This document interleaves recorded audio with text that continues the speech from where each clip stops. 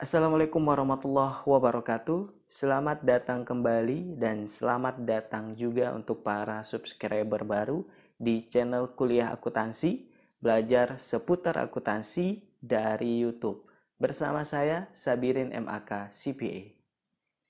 Di video kali ini, teman-teman, kita akan melanjutkan video sebelumnya, yaitu membahas tentang konsep dasar dari akuntansi atau prosedur-prosedur dasarnya.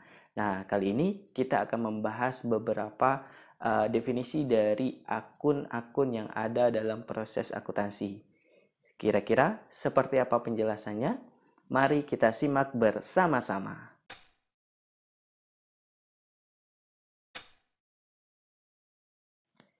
Baik teman-teman, kita akan melanjutkan pada akun pendapatan. Nah, apa itu pendapatan teman-teman? Nah, pendapatan ini didefinisikan sebagai aliran masuk atau sumber ekonomi, kas atau aset lainnya ke dalam perusahaan atau entitas. Nah, kenaikan aset ini atau kenaikan aset ini adalah hasil dari penyerahan barang atau jasa.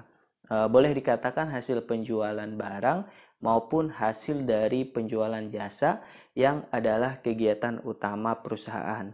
Nah, sebab penyerahan ini, terutama penyerahan barang maupun jasa ini sering terjadi karena proses jual beli. Artinya ada penjual dan ada pembeli. Nah, katakan jam tangan ini.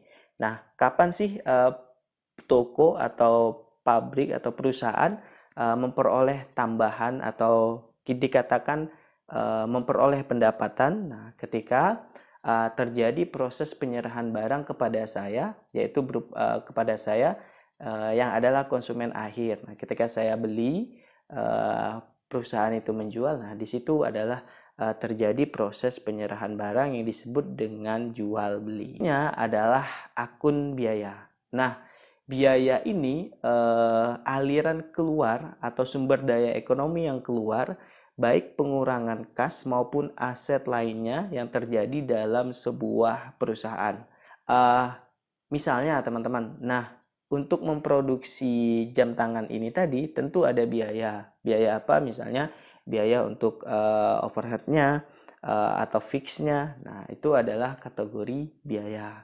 Untuk menjadi sebuah produk yang kemudian diperdagangkan, nah itu ada biaya yang harus dikeluarkan oleh perusahaan. Nah biaya ini mampu mengurangi kas atau mengurangi aset yang dimiliki oleh perusahaan yang lainnya. Nah, selain itu teman-teman, dalam proses akuntansi itu ada yang istilahnya gain and loss atau untung atau rugi. Nah, apa itu gain? Gain itu kenaikan aset atau kenaikan harta yang dimiliki oleh perusahaan yang diakibatkan oleh transaksi yang sifatnya itu uh, peripheral maupun insidental. Nah, mudahnya begini, ketika pendapatan itu lebih besar daripada biaya, nah di situ ada gain atau keuntungan.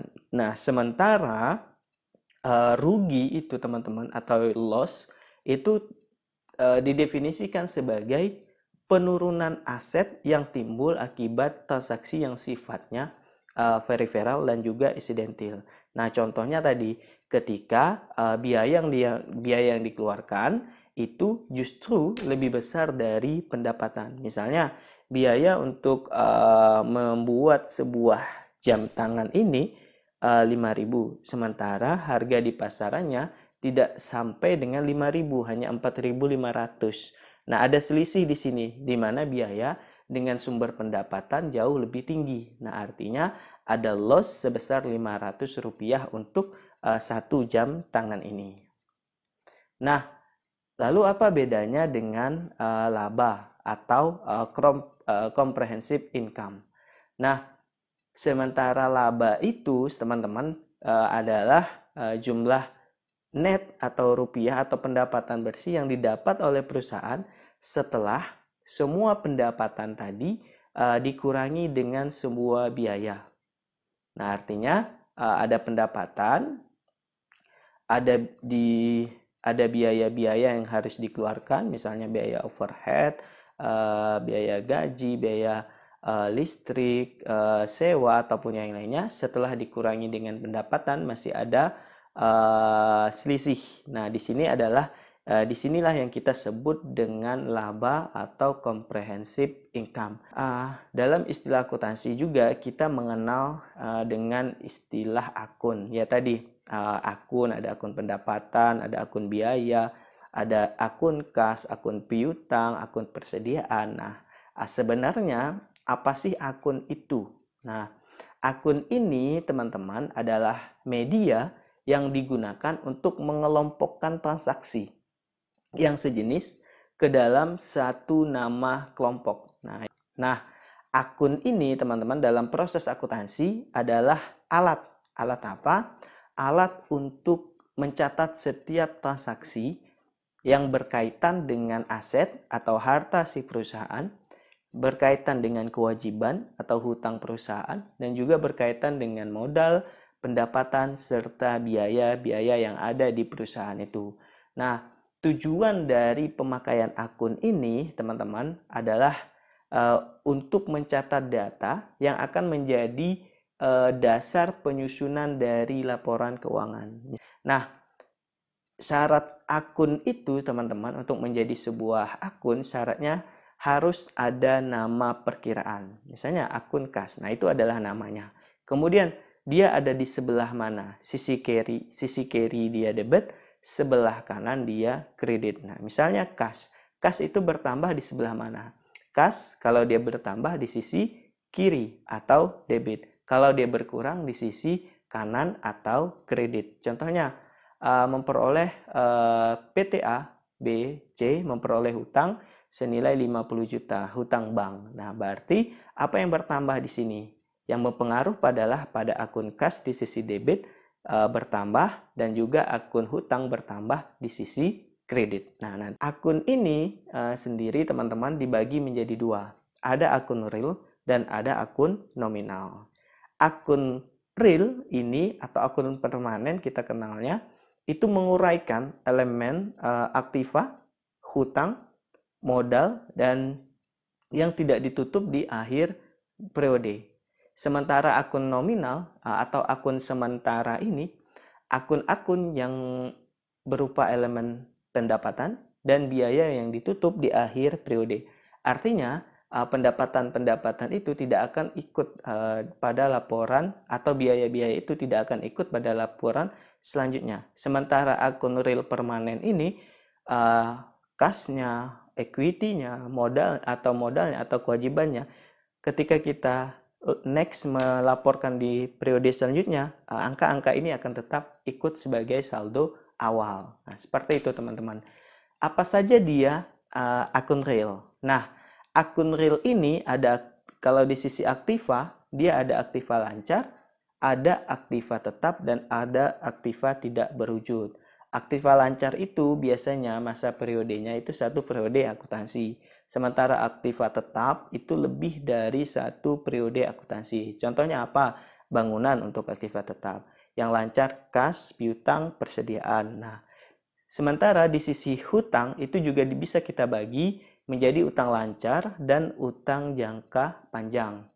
Hutang lancar itu biasanya satu periode akuntansi. Dia bisa dibayar dalam satu periode akuntansi. Sementara hutang jangka panjang itu lebih dari satu periode akuntansi. Biasanya yang hutang jangka panjang itu nominalnya besar dan tidak akan mampu dibayar oleh perusahaan dalam 1 tahun atau dalam satu periode akuntansi.